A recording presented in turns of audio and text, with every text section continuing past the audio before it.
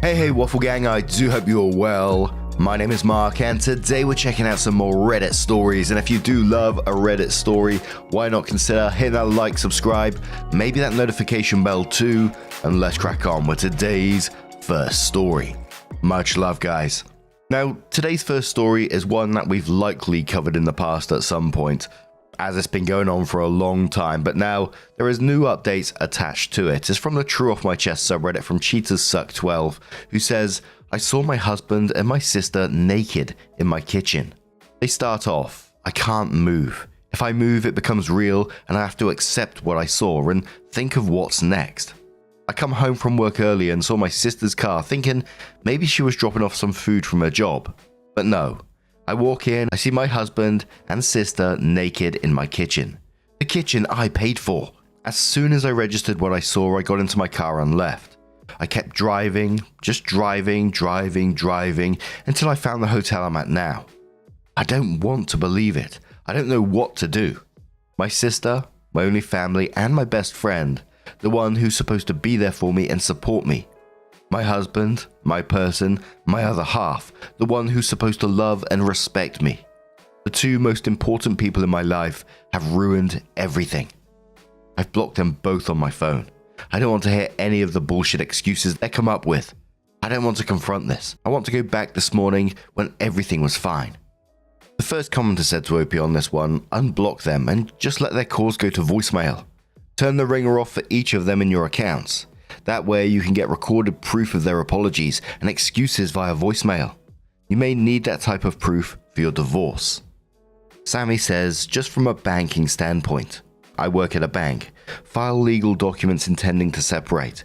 Open an individual bank account. Start your paychecks going there after you filed for your separation papers. I don't know what state you're in, whether it's a community property state or not, but keep everything as clear-cut as possible so there won't be issues down the road. Deal with them with your head held high as you can. Don't take their shit and cry when no one is watching. In front of them, be the badass that you are. They are the lowest of the low, and they will prey on your perceived weakness. Best of luck, OP. Edit. I'm not a lawyer and cannot give legal advice. Lilith K says, I'm so very sorry, OP. I can't imagine the pain and anger you must be feeling right now. I hope you have a way to get out of this marriage safely. Run away and don't look back. Fuck them. Fuck both of them. Sleep Dangerous says, the my only family part is what hit me hard. I'm so sorry, OP. OP says, yeah, we cut contact with our abusive parents 7 years ago. Thought we were supposed to have each other's backs, always. So OP came in with their first update and said, sorry for not replying to comments and not updating. Things have been hectic. I didn't think I need to explicitly say this, but by naked, I meant they were butt naked and fucking in the kitchen. I admit mentioning that I paid for the kitchen was odd and kind of funny, but anyone that knows me knows that the kitchen is my pride and joy, so yes, when I saw my sister and husband fucking in my kitchen, it stuck with me. And yes, they did see me. When I got to the hotel, I cried for a few hours and then I just wanted to tell someone, anyone.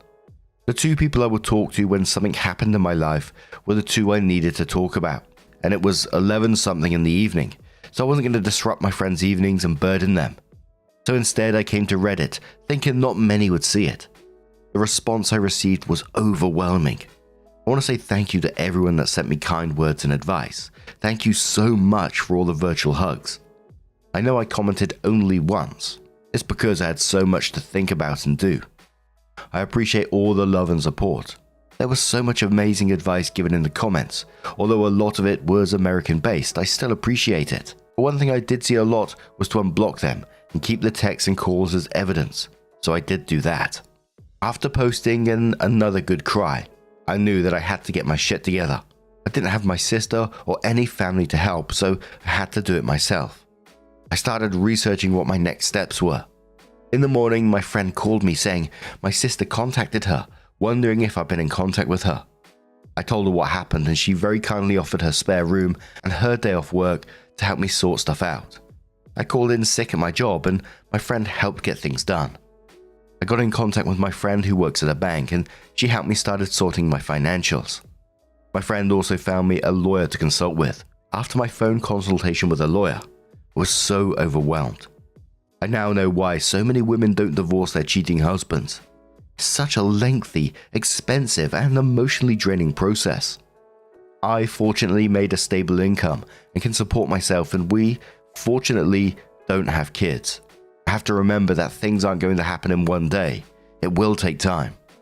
As for the house, unfortunately, his parents did buy it for us, and to be honest, after what I saw, I don't want it. I will try to get reimbursed for my beloved kitchen, otherwise it can burn for all I care. This has been super draining, but I knew I had to talk to them. I already knew that there was no coming back from my husband, and when I checked those messages, they were exactly what I thought they would say. I'm sorry, it's not what it looks like. We didn't mean for it to happen. Please come home, I love you, blah blah blah, just absolute bullshit. A small part of me thought maybe I could find it in me to forgive my sister, as we only have each other. But after I opened her messages, all hope was lost. She used the same excuse we heard our father use when he cheated on our mother and beat us. She said the same things our mother would say when she would excuse our dad's behavior and also beat us. I spoke to her this morning and asked her to tell me straight up who, what, where, when, and why. She told me back in July I went on a girls' trip and she was at our house and joked to my husband that I would cheat on him on the girls' trip because that's what always happens.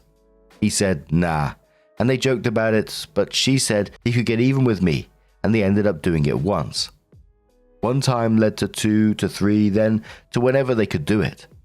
There was never any evidence or signs or anything that I was going to, or even thinking of cheating. I told her we were done, and there is nothing she could do to bring us back together. I later received a call from an unknown number. It was my mother, who I haven't spoken to in 7 years. Turns out my sister has been in contact with her and told her what happened, and my piece of shit mother, the same woman who beat me for breathing wrong, had the audacity to say, "This is what I get for taking her daughters away from her." It hurts so much. I know things are going to get messier, and this is going to be a long few years. I've now lost all my blood relations. I need to get all my shit and find a new place. I want to show them that I can, and I will thrive without them. Again, thank you all from the bottom of my heart for all the love and advice. All the people in the comments that could relate to me. I'm so sorry. The first commenter said to OP on this, "I'm very proud of you for taking charge and standing up for yourself. I know it's very hard, but you got this. You will get through this." OP says, "Thank you for your kind words. It's pretty hard losing the only family I had, but I'm trying so hard to stay optimistic. Betrayal like this is fucking devastating. It'll be long and hard and draining, but I will make it." Total Maintenance 59 says, "Fuck them. Family is more than blood. You happen to have some amazing friends. Keep them. You can do it, and you will make it through this." Another commenter says, "Hold your head high and cut them all out of your life. Did his parents actually own the house, or did they just give money? Cut off mother and sister for good. Your sister had a piece of work." Or is a piece of work, maybe? OP says, "They gave my ex-husband the money for the house, so it's under his name, and yes, my sister can join my mother and do whatever. They're no longer related to me." Another commenter says, "Out of curiosity, have you asked his parents if they knew what was going on? This will give them the opportunity to hear what actually happened rather than the lies he had told to cover his bad behavior." OP says, "As soon as I started receiving messages from his mother, I knew he had been feeding them a false narrative. She's been calling me names for bringing my cheating backside and my slutty sister into his life. She never liked me because of my background and thought I should forgive my mother.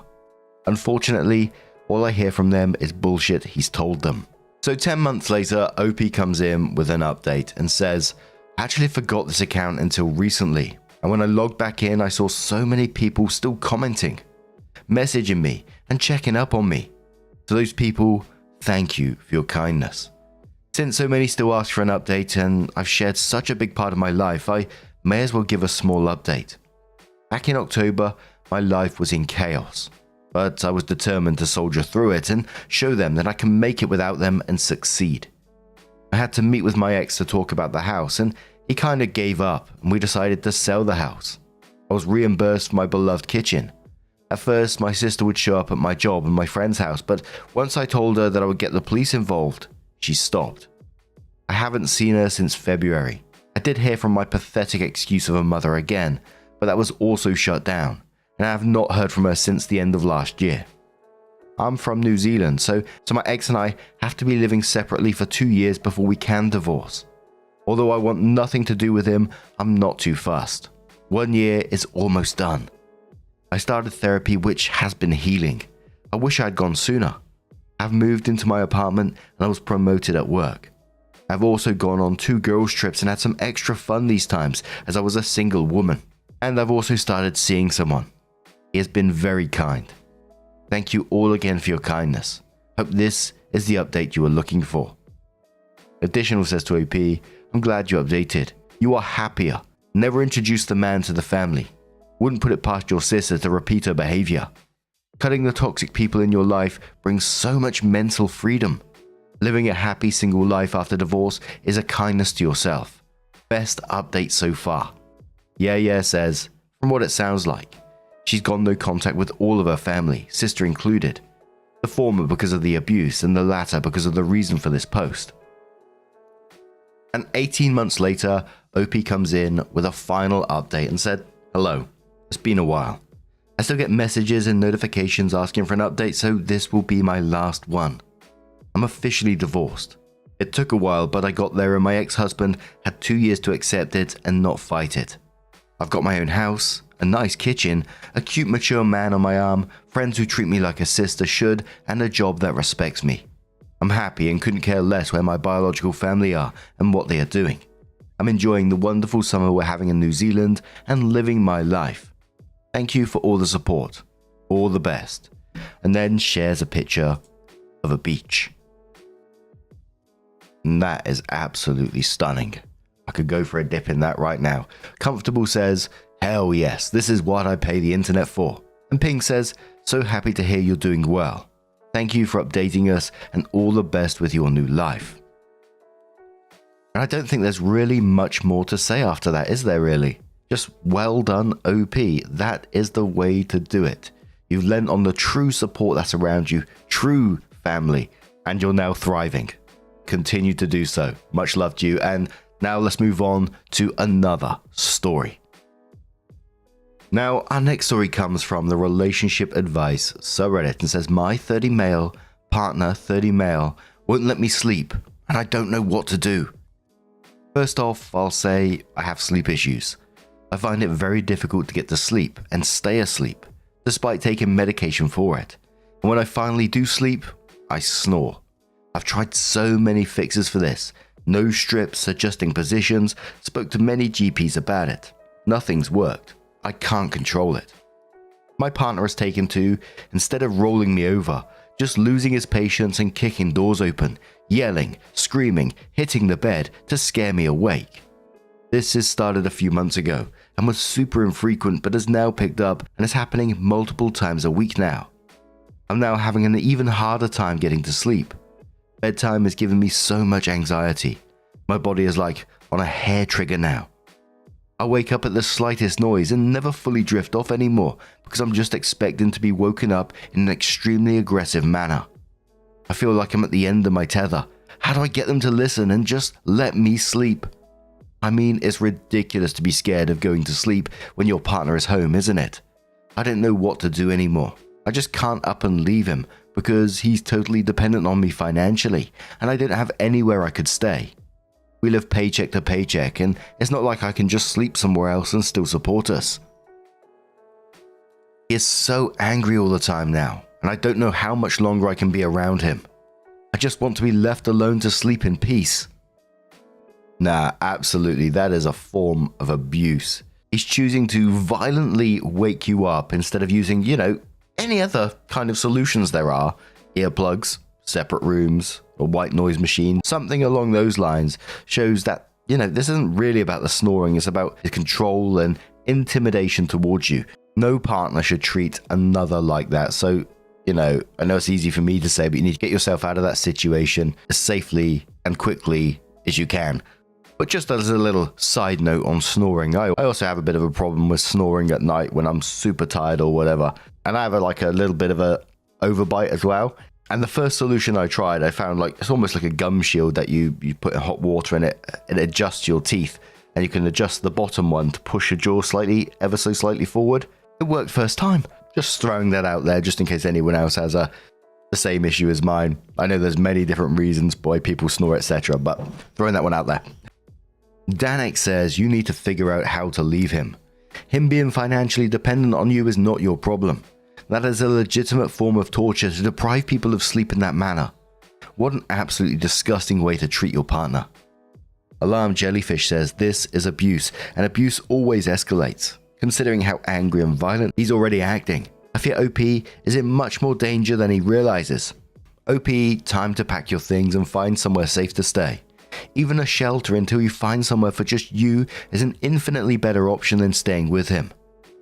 Another user says you need to request to be checked up for sleep apnea. I'm a 30s female and just briefly reading your symptoms, it sounds like you have it. My doctor tried to yank me around for 2 years on a sleep study. Do not let them do that. You request it. If they won't, tell them that you want that on your chart. You'll feel amazing once you get the proper equipment to treat it. 18 months later, OP comes in with her update and says I've never made an update post before, so I'm not sure if I'm doing this right. Please let me know. I posted well over a year ago now, close to 2 years at this point, about my sleep snoring issues causing aggression from my partner, and some people were really concerned for me in the comments. So I felt the need to update just so people know I'm okay. So to update, not long after the post I sat down with him and explained how upsetting his behavior was, and he changed it. We aired our grievances, did some reflecting, and realized it was unsustainable, so implemented changes and it worked. Isn't it wild how communicating can fix problems? A lot of people wanted me to dump him and leave, but we've been together for years. I wanted to give it another chance to try and see if we can find a solution. First change was sticking strictly to separate sleep areas, and sleeping separately helps so much. Seriously.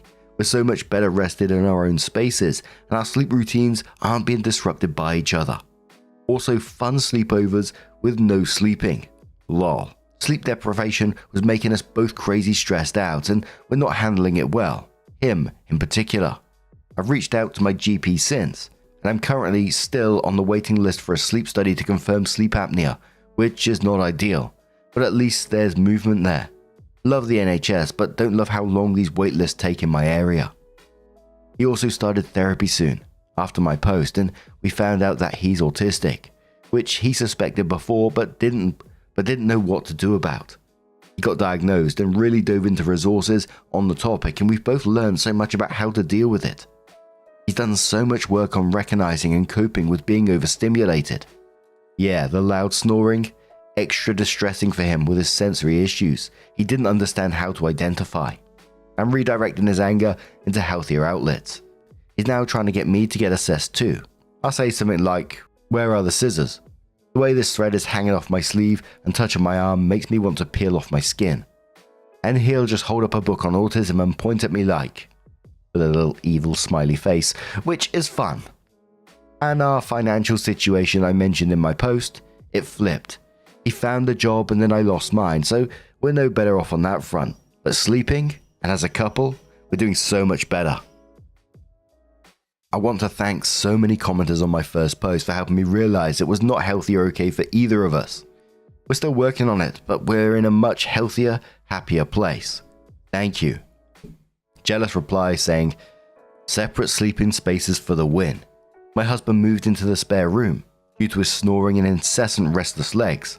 He tore a hole in our lovely linen sheets just by moving his feet so much. During the second lockdown where we live, and we've never looked back. It is honestly the most romantic thing he's ever done for me. It strengthened our marriage so much. It's hard to be your best self and love with your full heart when you can't sleep." Red Box of Bat says, "I'm confused why none of the original fixes tried was sleeping separately. When my boyfriend snores, I don't scream and slam things. One of us moves to the sofa." Opie says, "We would move after being woken up. The change was starting to sleep in separate rooms entirely, so he isn't being woken up by me in the first place. Instead of us both going to sleep in the same bed and him being woken up or startled. Sorry for the confusion." And there was a lot of people talking about this, with OP talking about autism as some kind of excuse. And I absolutely agree. We've seen it time and time again. While things might have improved in their relationship, which potentially is a good thing, right? but we shouldn't minimize what happened by attributing it all to autism. Sensory issues can be distressing, but being autistic doesn't excuse being violent or doesn't excuse the behavior that we saw in that first post, the violence and abusive behaviors. Many of the comments below that one were also saying, that they're autistic and they would never abuse their partner. So OP downplaying it in a way was particularly concerning. But what do you guys make of this situation? Let us know your thoughts down in the comments below. Now, just a huge thank you for being here today, getting involved in the stories, your love, your support, your time. It always means the absolute world to me. So thank you so much for being involved, and hopefully I'll see you in the next one. Take care and much love.